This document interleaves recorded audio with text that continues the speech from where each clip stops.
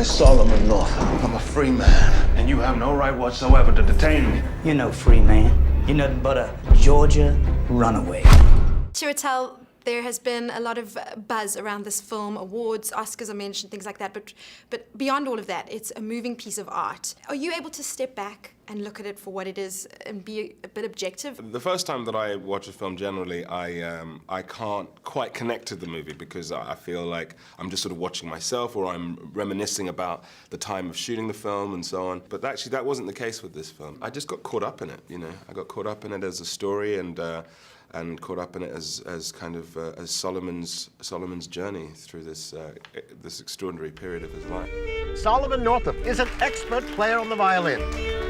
I was born a free man, lived with my family in New York. Be good for your mother. Until the day I was deceived, To Solomon.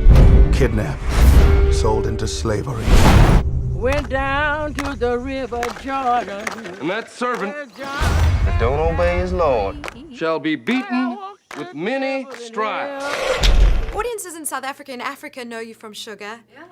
This is your big debut. What an amazing role to have. You know, this is the kind of role that an actor just like relishes for, you know?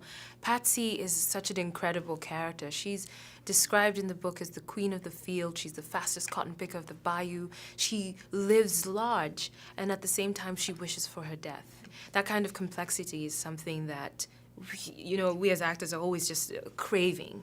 And so to get it off the bat was like such a blessing, you know, a huge blessing. But it was also such a responsibility because this isn't some figment of someone's imagination. Man does how he pleases with his property. You come here. I said come here! Days ago, I was with my family in my home. Now you tell me all is lost. If you want to survive, do and say as little as possible. Steve, with this film, I feel like, you know, people say unflinching is a word that you hear a lot, but it moves you without being preachy, without being didactic. I mean, is there a moment where you know how far to push it? Is it something that's instinctual, something you've learned? Good question. It's about the emotion, I think, of the scene, the context and the emotion of the scene, and how far you can actually bend and without sort of breaking. It's a ballet in a way, in order to sort of just how one can actually balance. If you've got great actors, a great DP, you could get there. It's just, again, and also training. It's one of those things where you have to sort of trial and error, basically. I will survive! I will not fall into despair! I will keep myself hardy till freedom is opportune! Steve McQueen's known for, you know, no holds barred, unflinching look at the subjects he tackles. Me. Did you have any reservations when you were working with him?